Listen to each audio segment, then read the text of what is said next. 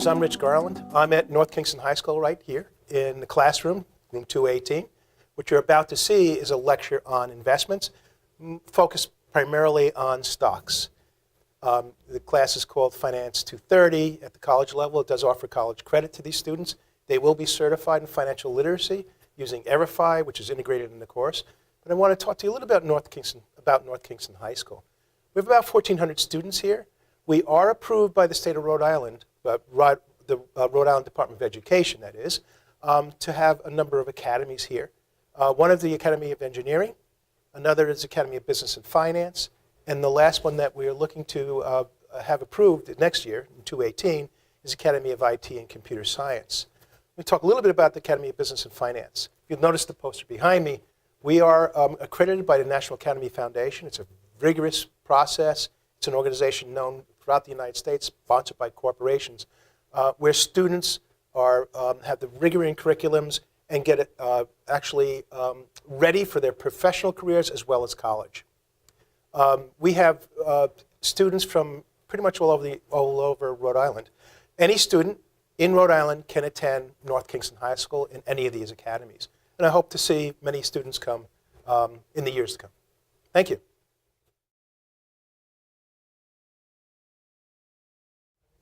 All right, good morning, everybody.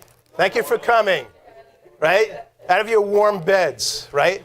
In the house that your parents pay for. So what we're going to cover today is how are you going to pay for your own houses when you graduate from college, right? How are you going to get that condo in New York City?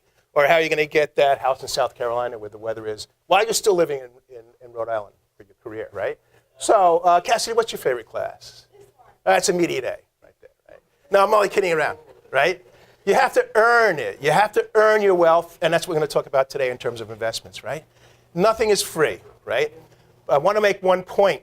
If you remember your personal financial plan, and that last part of your personal financial plan, where you had the pie chart, and you had to tell me in 25 years, or maybe 5 or 10 years or 25 years, what would your portfolio look like? And we pressed on you that it had to be diversified, right? Right, guys? So you needed stocks as part of that. That's your risk. Bonds, which is lower risk. Mutual funds, which is primarily what your 401k is going to be made up. You guys, when you start working, you're going to go for a 401k, right?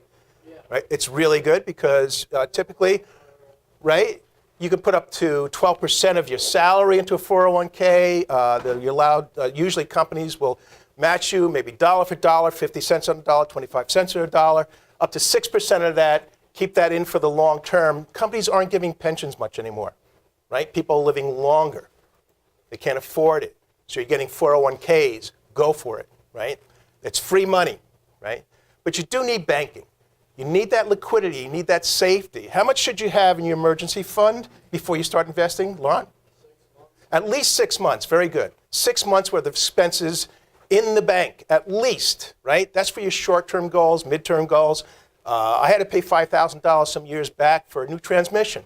If I didn't have that money in the bank, I could not have gone to work to make more money, right, or to live.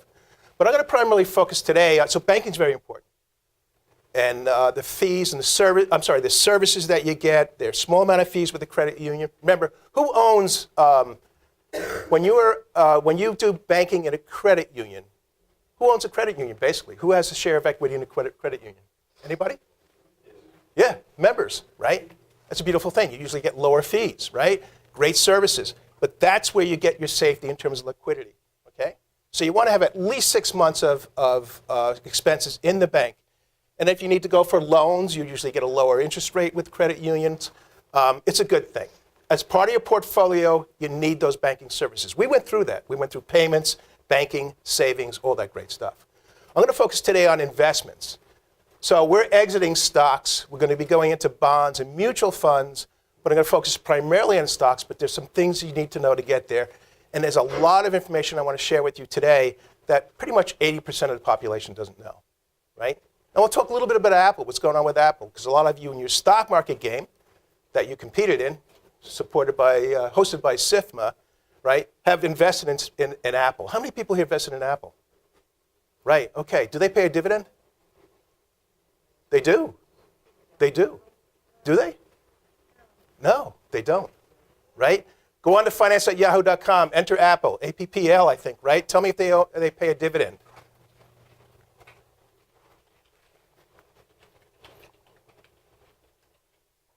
Should say NA, no?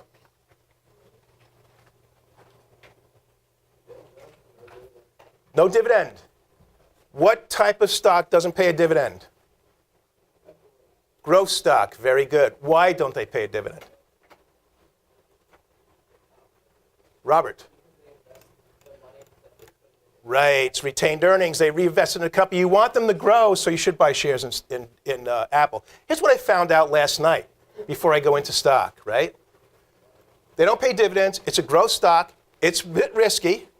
You're not getting that steady income, right? Every quarter, $6 a share, whatever it is, like you do with IBM, but you're getting no dividends, right? We know what dividends are. I'm going to cover that a little bit later. They reinvest in the company to grow it. 80% of their revenue is from the iPhone. How many people here have iPhones? Well, there's proof. But did you know their future is really in services? It's in iTunes. It's in Apple Store, right? The Apple applications. That's their future. That's where they're investing in. They just acquired a company called Shazam. Anybody know what that is? Yeah, what is it? What is it, Trent? Tristan? Sorry. It tells you what kind of music you're listening to. Yeah, you feed it with the music, just a bit of the music, and it tells you where the song came from, right? So we have voice recognition. Now you get music recognition, and that's going to be probably a big industry. So what I'm telling you is Apple's going to grow. You have to know everything about a corporation before you start to invest, right? Before you put your hard-earned money into it. And you want a growth company as part of your portfolio. I'll cover that. But banking is very important as part of your portfolio. So let's begin. Right, before you invest, you know this, right? Before you invest, you've got to develop your goals, right? So we use the SMART methodology. I used it in business, right, where I come from. You remember that, right? What does the S stand for? Delaney, you remember? You don't? All right. Laurent, do you want to help Delaney out? Specific. Your goals have to be specific. They have to be measurable. That's the M. Attainable. That's the A. R is realistic. And probably one of the most important things, time-bound. You've got to give yourself a date for that goal. So a short-term goal for you might be, like Mike, a down payment on a car, $5,000, right?